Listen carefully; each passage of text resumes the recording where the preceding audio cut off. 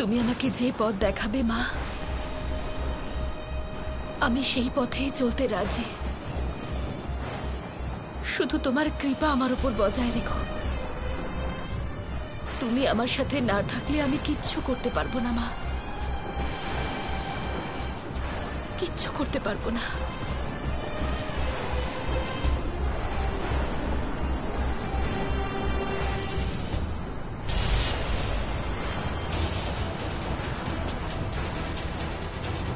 সন্তোষী,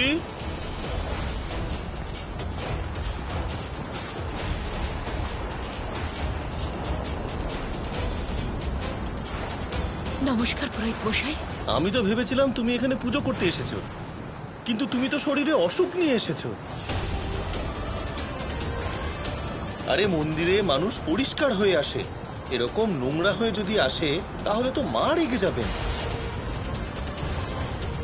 আমি তোমাকে এই অবস্থায় মন্দিরে পুজো করার অনুমতি দিতে পারবো না। তুমি এখান থেকে চলে যাও।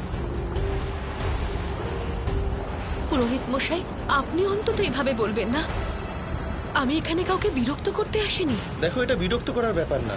যদি আমি তোমাকে এখানে থাকতে দিই তাহলে এই অসুখ অনেকের মধ্যে ছড়িয়ে পড়তে পারে। তার চেয়ে ভালো হবে যদি তুমি কোনো আশ্রমে চলে যাও, কারণ ওখানে রুগীদের জন্য আলাদা থাকার ব্যবস্থা আছে। ওখানে তোমার ভালো চিকিৎসাও হবে, আর কেউ তোমাকে বাইরেও বের করে দেবে না। আপনি চিন্তা করবেন না, কাল সকাল হতেই আমি এখান থেকে চলে যাব। আজ রাতটুকু আমাদের এখানে থাকতে দিন। এরকম রোগের কোনো ভরসা নেই, কিছুক্ষণের মধ্যেই ছড়িয়ে পড়তে পারে। তাই আমি তোমাকে এখানে এভাবে থাকতে দিতে পারবো না। তুমি এখানে রোজ আসো, তাই আমি তোমাকে বুঝিয়ে বললাম। তোমার জায়গায় অন্য কেউ হলে এতক্ষণে ধাক্কা মেরে বের করে দিতাম। আরে আমার তো খারাপ লাগছে মাসিমার জন্য। ওনাকে কেন সাথে এনেছো? একবার ভেবে দেখো, যদি এই বয়সে ওনার কিছু একটা হয় তাহলে কোথায় যাবেন উনি? ভিতরে আসার দরকার নেই। এই মেয়েটা এই বাড়িতে আর থাকবে না।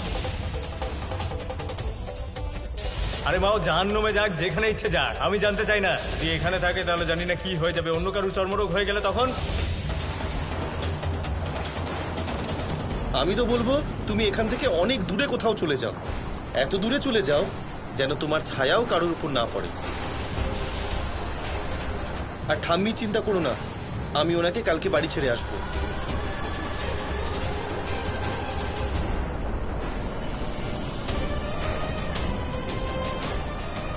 এই যদি তোমার ইচ্ছে হয়ে থাকে মা, তাহলে আমি এখানে থাকবো না।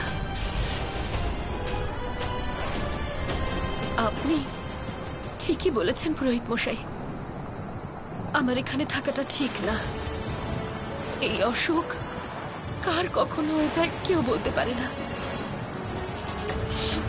আমি এখান থেকে চলে যাচ্ছি, আপনি শুধু আমার একটা কাজ করে দেবেন।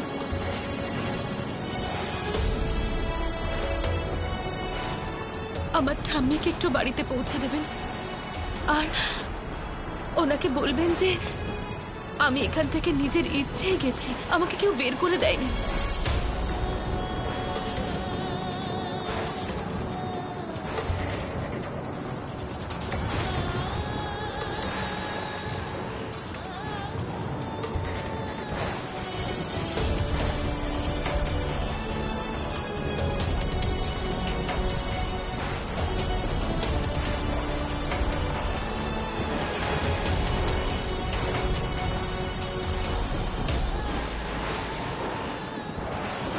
ঠাম্মি, আমাকে ক্ষমা করে দিও। তোমার কিছু হয়ে গেলে আমি নিজেকে ক্ষমা করতে পারবো না।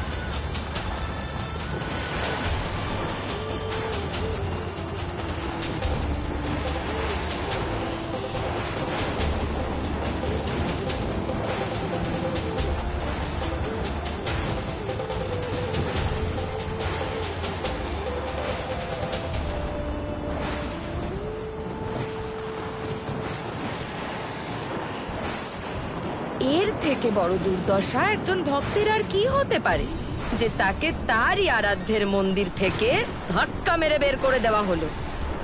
এবার তুমি দেখো সন্তোষী, তোমার এবার এমন দুর্দশা হবে যে তুমি এরকমই ঘুরে ঘুরে বেড়াবে। এইবার তোমার এমন দুর্দশা হবে যে না তো তুমি মরতে পারবে আর না বাঁচার ইচ্ছা থাকবে। এবার তোমার জীবনের প্রত্যেকটা মুহূর্ত মৃত্যুর থেকেও বেশি কষ্টদায়ক হবে।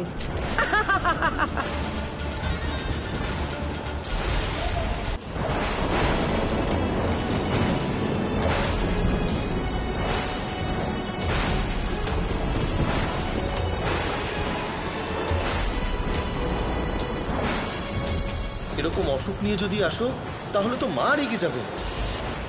আমি তোমাকে এই অবস্থায় মন্দিরে পুজো করার অনুমতি দিতে পারবো না।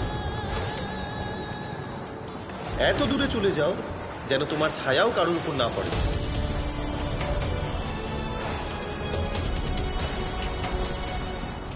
কোথায় যাই আমি মা? কার কাছে যাই? শ্বশুর বাড়ির লোকরা শ্বশুর বাড়ি থেকে বের করে দিল, বাড়ির লোকেরা বাড়ি থেকে তাড়িয়ে দিল,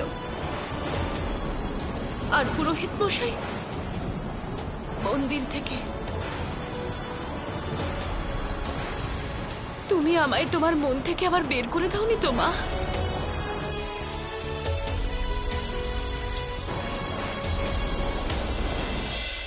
মা, সন্তোষী পৃথিবীতে একলা এবং অসহায় হয়ে গেছে। এরকম রাত্রিবেলাও কোথায় যাবে? ওর সাহস ভেঙে গেছে। মা, কিছু করুন।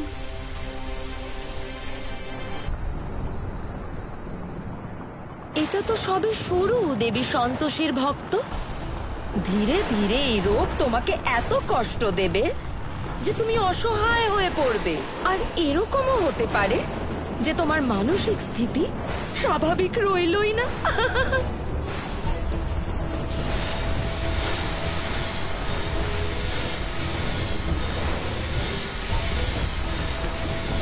তোমার মন থেকে সন্তোষ আমি সম্পূর্ণভাবে নষ্ট করে দেব।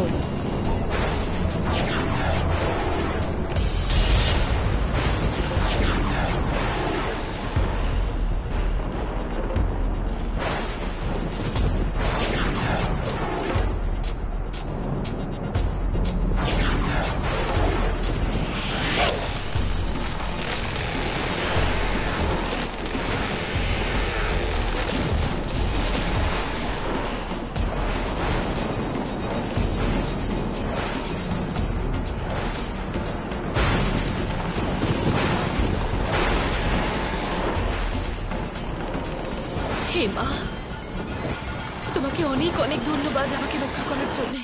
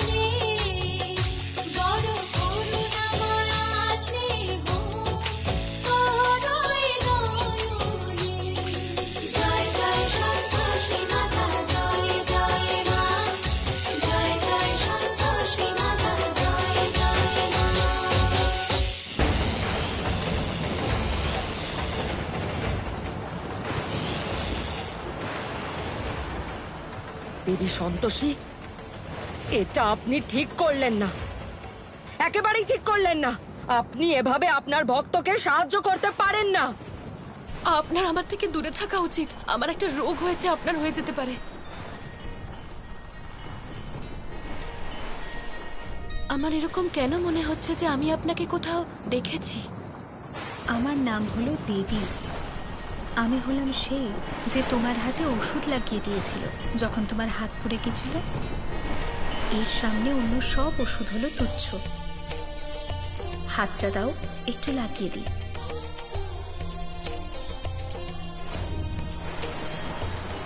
মা,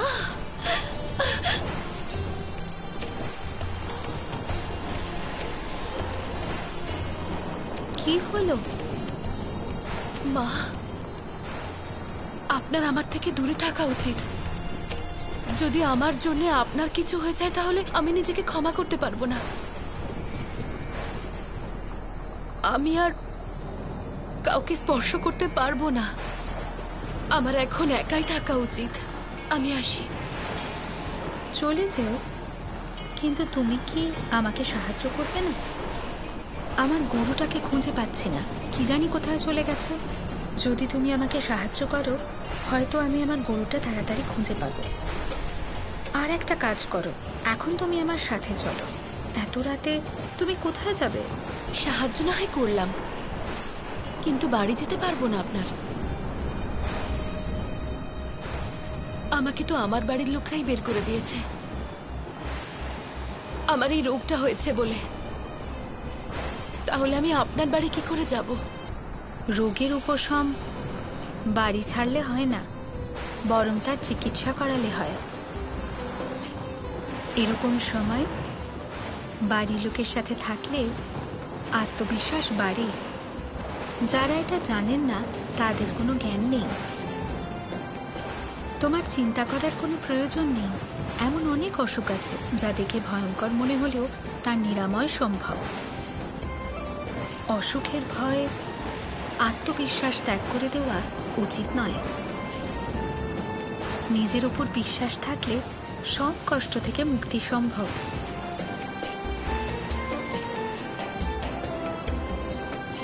এই মুহূর্তে আমি তোমার সাথে আছি, তাই নিজেকে একা মনে করো না। তুমি আমার সাথে চলো, আমি তোমার চিকিৎসা করাবো।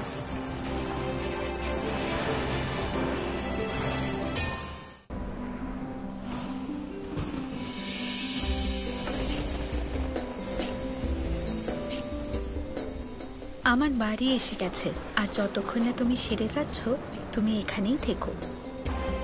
কিন্তু আপনি তো আপনার গরুটা খুঁজতে বেরিয়েছিলেন, তাই না? আগে আমরা ওকে খুঁজে আনি।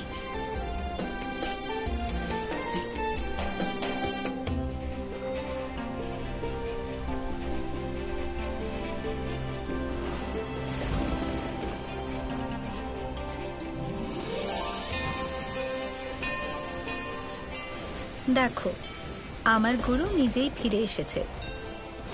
ওকে খুঁজতে গিয়ে হয়তো তোমার সাথে দেখা হওয়া লেখা ছিল। চলো ঘরে চলো, আমি তোমাকে জল দিচ্ছি আর তোমার এই অসুখের চিকিৎসা করি।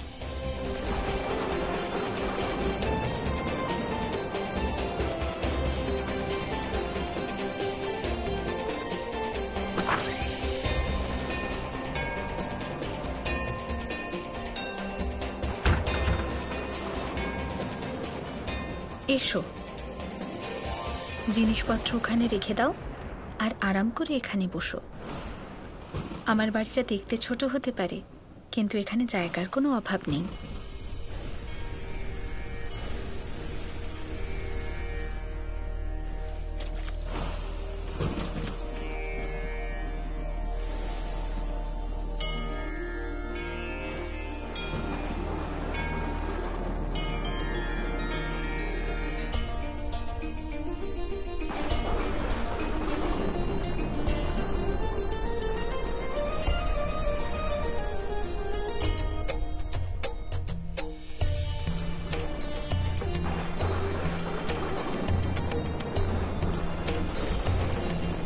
এই নাও।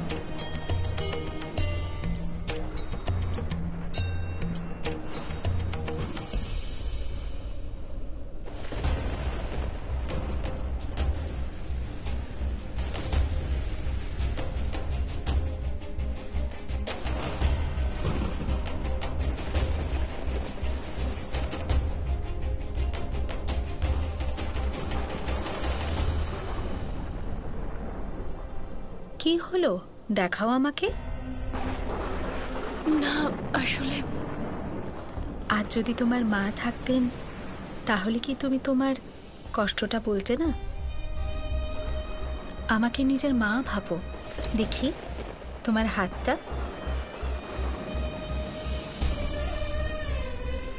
সত্যি বলতে আপনাকে আমার মায়ের মতোই লাগছে।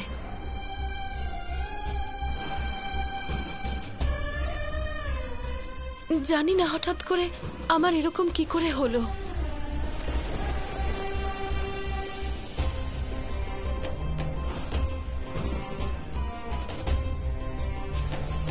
চিন্তা করো না, এই সংসারে সব রোগের ওষুধ আছে। আমার পরিচিত এমন কয়েকজন আছেন যারা ওষুধপত্রের ব্যাপারে জানেন। আমি কাল সকালেই কাউকে ডেকে নেব।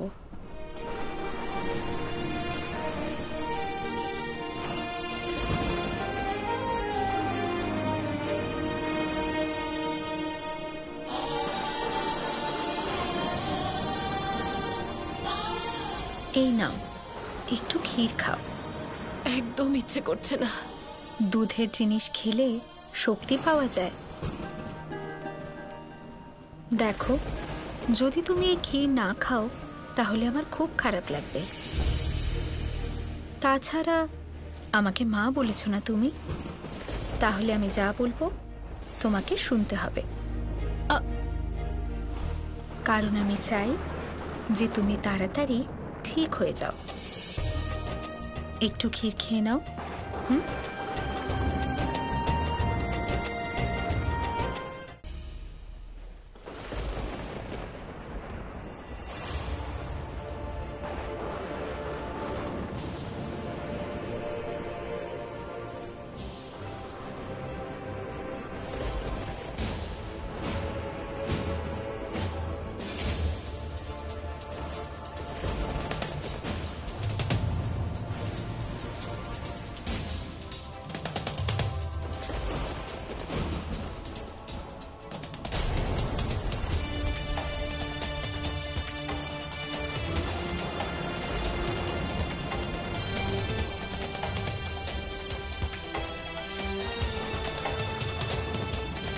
আপনি এখানে একাই থাকেন?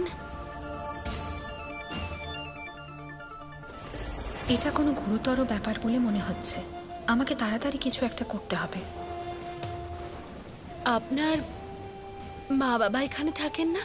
না, ওনারা খুব ব্যস্ত থাকেন। আর কোথাও পুজো থাকলে ওনাদের সবার আগে যেতে হয়। পুরোহিত মশাই উনি? পুরোহিত মশাই নন, উনি গণেশ বাবু, যিনি লাড্ডু খেতে ঠিক পৌঁছে যান। প্রসাদে লাড্ডু পছন্দ করেন উনি? আর নামও গণেশ? তাহলে তো প্রভু গণেশের মতন হবেন উনি। এখানে থাকলে আমি ওনার থেকে আশীর্বাদ নিতাম। চিন্তা করো না, এমনও হতে পারে কোনো একদিন তোমার এই ইচ্ছেটাও পূরণ হয়ে যাবে।